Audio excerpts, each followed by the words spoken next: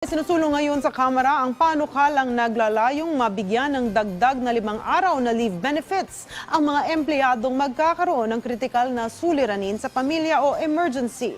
Si Mela Lesmora sa detalye. Rise and shine, Mela.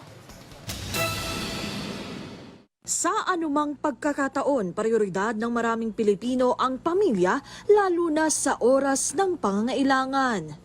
Kaya naman, hiling ng ilang manggagawa, sana'y may partikular na leave din sa trabaho na nakalaan para rito. Katulad na lang sa sitwasyon ni May.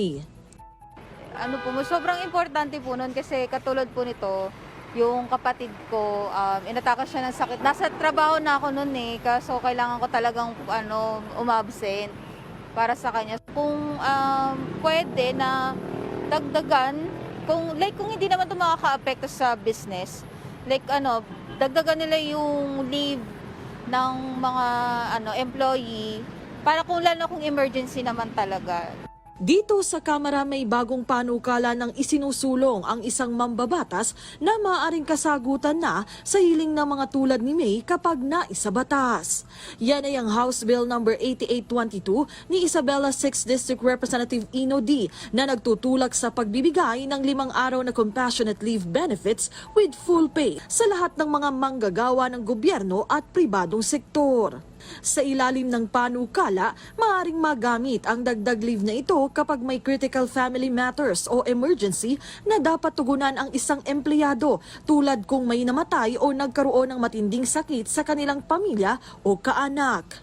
Ayon kay Congressman D, kinikilala sa panukalang ito ang strong family ties ng mga Pilipino at layon ditong matulungan ang mga manggagawa sa kanilang pasanin.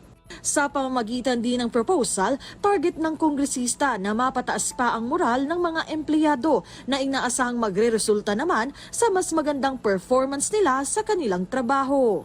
Bukod naman dito, una na ring isinulong sa Kongreso ng iba pang mambabatas ang panukalang taas sahod at pagbibigay ng iba pang benepisyo para sa mga manggagawang Pilipino.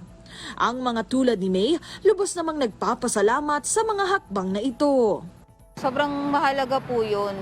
Mela Lesmoras para sa Morning Show ng Bayan, Rise and Shine, Pilipinas.